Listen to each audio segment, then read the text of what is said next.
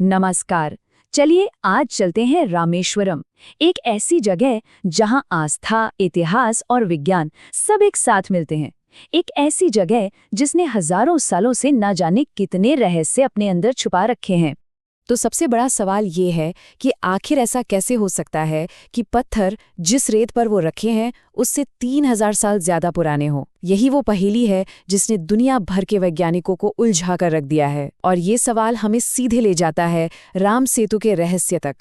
3000 साल, जी हाँ, ये कोई छोटा मोटा गैप नहीं है। इतना बड़ा, लगभग नामुमकिन लगने वाला टाइम गैप है राम सेतु के पत्थरों और उसके नीचे की रेत के बीच। और यही बात इस पूरे स्ट्रक्चर को और भी ज्यादा मिस्टीरियस बना देती है।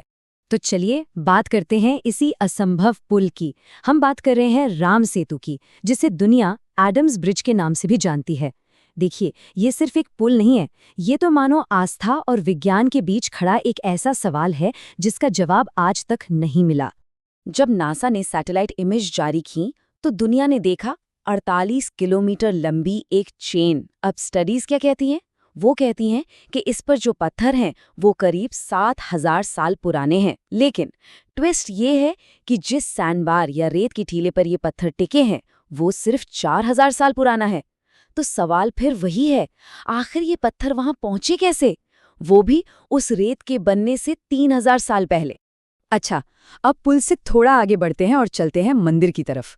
रामेश्वरम मंदिर की एक बहुत ही खास बात है, यहाँ ज्यादातर शिव मंदिरों की तरह एक नहीं बल्कि दो मुख्य शिवलिंग है, और इसके पीछे की कहानी भी उतनी ही दिलचस्प है। पुराणों में जिक्र है कि जब भगवान राम ने रावण का वध किया तो उन पर ब्रह्म हत्या का पाप लगा। क्योंकि रावण एक राक्षस होने के साथ साथ एक बहुत बड़ा ब्राह्मण भी था, तो इस महापाप से मुक्ति पाने के लिए ऋषियों ने उन्हें सलाह दी कि वो एक शिवलिंग की स्थापना करें और महादेव की पूजा करें। अब सोचिए, जब हनुमान जी कैलाश से शिवलिंग लेकर वापस आए और देखा कि पूजा तो खत्म हो चुकी है, तो वो बहुत दुखी हुए। उनकी उदासी देखकर श्री राम ने उन्हें एक वचन दिया। उन्होंने कहा कि हनुमान, जो लिंगम लाए हैं जिसे विश्वलिंगम कहा जाएगा, उसकी पूजा हमेशा पहले की जाएगी, सीता जी के बनाए रामलिंगम से भी पहले। और जानते हैं, ये परंपरा आज तक निभाई जाती है। पर कहानी यहीं खत्म नहीं होती। इस मंदिर के रहस्य सिर्फ इन 2 शिवलिंगों तक ही नहीं है। इसकी दीवारों के अंदर कुछ ऐसे चमत्कार छुपे हैं जो आज भी लोगों को हैरान कर देते हैं। 22, ये नंबर याद रखिएगा। ये संख्या है मंदिर के अंदर बने पवित्र कुओं की। इन्हें कुंड या तीर्थम भी कहते हैं, और इनका सबसे बड़ा रहस्य है इनका मीठा पानी। जरा सोचिए इस बारे में। मंदिर चारों तरफ से खारे समुद्र से घिरा है, और ठीक उसके बीच में बने इन कुओं से निकलता है पीने लायक ताज़ा मीठा पानी। ये तो एक ऐसा चमत्कार है जो जैसे ज्योग्राफी के सारे नियमों को ही चुनौती दे रहा हो। मान्यता तो ये है कि ये कुंड भगवान राम ने अपने बाण चलाकर बनाए थे। और कमाल की बात ये है कि हर एक कुंड के पानी का स्वाद अलग है, तापमान अलग है और गुण भी अलग अलग हैं। लोग मानते हैं कि इस पानी में नहाने से बीमारियां तक ठीक हो जाती हैं। इन सब पौराणिक रहस्यों से हटकर देखें तो भी ये मंदिर आर्किटेक्चर का एक बेमिसाल नमूना है। यहाँ दुनिया का सबसे लंबा टेम्पल कॉरिडोर है। 1-2 नहीं, पूरे 1212 खंभे हैं, और हर एक खंभे पर इतनी बारीक नक्काशी है कि देखने वाला बस देखता ही रह जाए। तो ठीक है, ये तो हुई आस्था और आर्किटेक्चर की बात। चलिए अब वापस आते हैं साइंस पर और देखते हैं कि विज्ञान इन सब चमत्कारों और पहेलियों के बारे में क्या कहता है। क्या कोई एक्सप्लेनेशन है? अच्छा, जो तैरने वाले पत्थर हैं उनके लिए साइंस एक थ्योरी देता है, प्यूमा स्टोन्स की। ये वो पत्थर होते हैं जो ज्वालामुखी के लावे से बनते हैं और हल्के होने की वजह से तैर सकते हैं। लेकिन यहाँ 2 प्रॉब्लम है। पहली, रामेश्वरम के आसपास तो कोई ज्वालामुखी है ही नहीं, और दूसरी, प्यूमाइज पत्थर भी कुछ समय बाद पानी सोखकर डूब जाते हैं।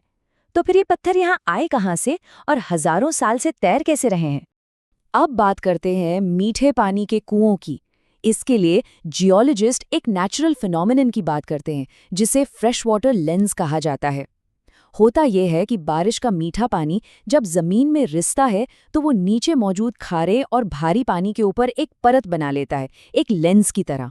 और तो और भारत सरकार के सेंट्रल ग्राउंड वाटर बोर्ड की एक रिपोर्ट भी इस थ्योरी को सपोर्ट करती है।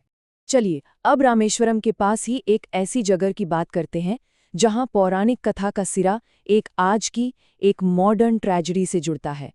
ये कहानी है धनुषकोडी की। रामायण में आता है कि जब विभीषण लंका के राजा बने तो उन्होंने श्री राम से अनुरोध किया कि इस पुल को तोड़ दिया जाए ताकि भविष्य में कोई आसानी से लंका पर हमला ना कर सके। तब श्री राम ने अपने धनुष के एक सिरे से सेतु को तोड़ दिया, धनुष का सिरा। इसीलिए इस जगह का नाम पड़ा धनुषकोडी। सोचिए 1964 तक ये एक पूरा बसता हुआ चहल पहल वाला शहर था, लेकिन फिर आई 22 दिसंबर 1964 की रात। एक भयानक साइक्लोन आया और पूरा का पूरा शहर तबाह हो गया। इसके बाद सरकार ने इस जगह को रहने के लिए अनसेफ डिक्लेयर कर दिया और आज ये जगह एक घोस्ट टाउन के नाम से जानी जाती है। तो देखिए, हमने पौराणिक कथाएं देखी, हमने साइंटिफिक थियरीज को समझा और एक ऐतिहासिक त्रासदी को भी जाना। अब अगर इन सब धागों को एक साथ जोड़ें तो रामेश्वरम की असली तस्वीर क्या बनती है? ये बस एक मंदिर या एक तीर्थ स्थल नहीं है, ये एक संगम है जहां आस्था और तर्क एक दूसरे से टकराते भी हैं और कभी-कभी एक दूसरे को पूरा भी करते हैं। ये त्रेता युग के इतिहास और आज के विज्ञान के बीच का एक जीता जागता पुल है। और आज भी कई सवाल हैं जिनका जवाब नहीं मिला। राम सेतु के पत्थरों और रेत के बीच का वो 3000 साल का गैप, तैरते पत्थरों का असली सच क्या है? और उस जमाने में बिना किसी मॉडर्न टेक्नोलॉजी के इतना विशाल, इतना भव्य मंदिर आखिर बना कैसे? ये पहेलियां आज भी हमें सोचने पर मजबूर करती हैं। तो आखिर में ये सवाल बचता है, जब कोई कहानी हजारों साल पुरानी किताबों में भी लिखी हो और आज हमारे सामने पत्थरों में भी मौजूद हो, तो असली इतिहास किसे माना जाए? रामेश्वरम की कहानी हमें इसी सवाल पर सोचने के लिए छोड़ देती है कि हम आस्था, सबूत और इतिहास को आखिर किस नज़र से देखते हैं। और इसका जवाब शायद हम सबके लिए अलग-अलग हो।